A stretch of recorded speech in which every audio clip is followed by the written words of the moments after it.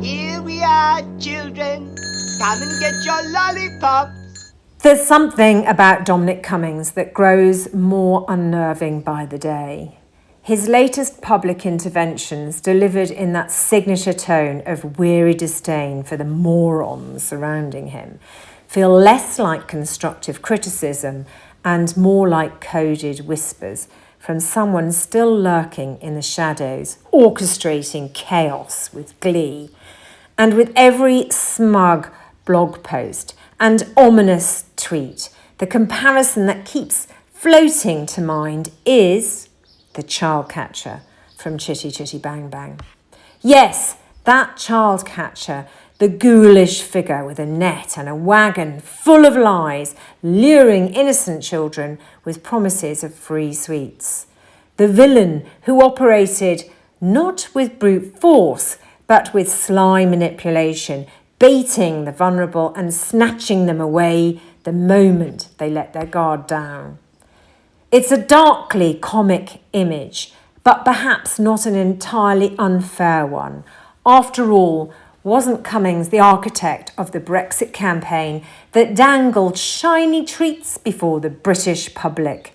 350 million for the NHS, control over our laws, sovereignty, jam tomorrow. The sweeties were irresistible. And while some tried to warn the nation about the wheels beneath the wagon, the scent of sugar was just too strong. Fast forward to 2025, and it's clear who's ended up in the cage. British farmers strangled by red tape and crushed by dodgy trade deals. Small businesses suffocating under border checks and labour shortages. Scientists and academics locked out of collaborative funding, and the public promised freedom but delivered precarity and division. Cummings, like the child catcher, has an uncanny ability to vanish when things go wrong, only to re-emerge from a side alley with a new disguise and another tempting offer.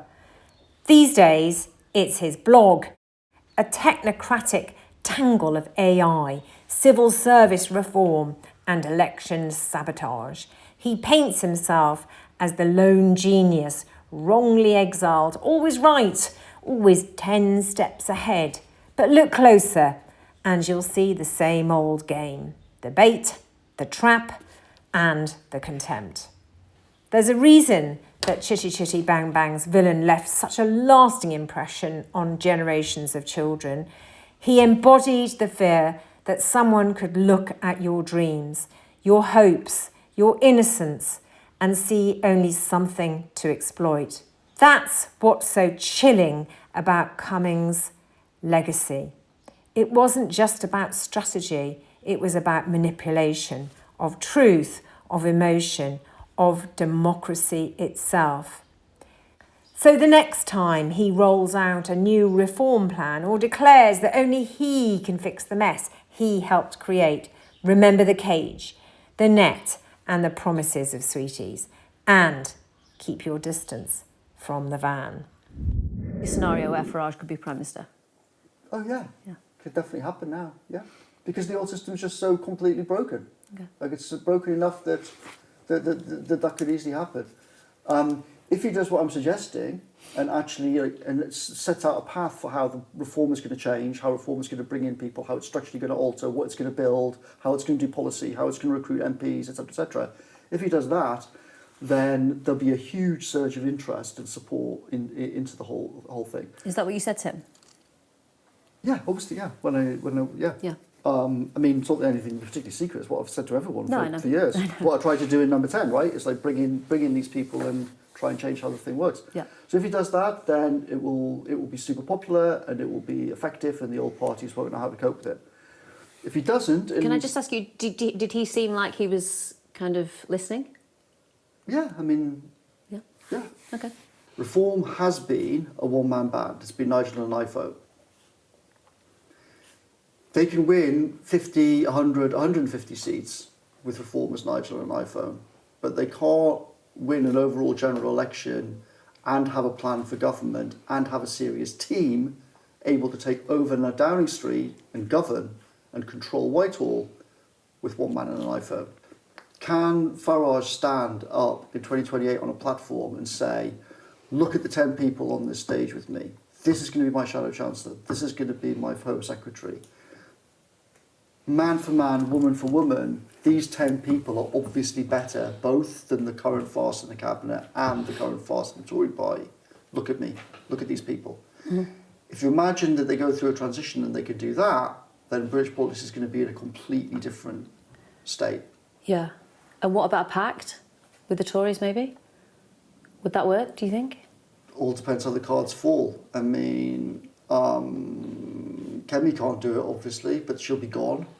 But also, it's quite possible that the Tories have just kind of crossed the event horizon and actually aren't salvageable. Like, everyone sort of assumes that because they've always been around, then like somehow there must be at least one last chance for them to turn things around. But it's possible that that chance is actually in their past. Do you think? And doesn't exist. As Nigel Farage resurfaces with his usual culture war shtick, Labour remains conspicuously mute. The SNP call Brexit what it is, a national disaster. Plaid Cymru name it as an act of economic vandalism. Even the Lib Dems dare to utter the heresy, rejoin. But Starmer, he's stuck because his own Brexit red lines leave him no room to manoeuvre. How can he attack Farage when he's promised to keep everything Farage demanded? No return to the single market, no customs union, no freedom of movement. In trying to neutralise Brexit as an issue, Labour has neutralised itself. And now, as if this wasn't bleak enough, Dominic Charles Catcher Cummings is creeping back onto the scene. The architect of the original Brexit campaign, bringing his dead-eyed technocratic menace to what looks very much like Brexit referendum Mark II. Cummings and Farage are setting the agenda again, stoking resentment, fueling anti-migrant panic, and selling deregulation as freedom. And Labour's response? Deafening silence, because their own Brexit commitments bind them to the same fantasy framework. Until Starmer tears up those red lines and starts telling the truth about Brexit, he can't lay a glove on Farage. And with Cummings in the shadows once more, it's clear the Brexit project isn't over. It's just gearing up for a sequel.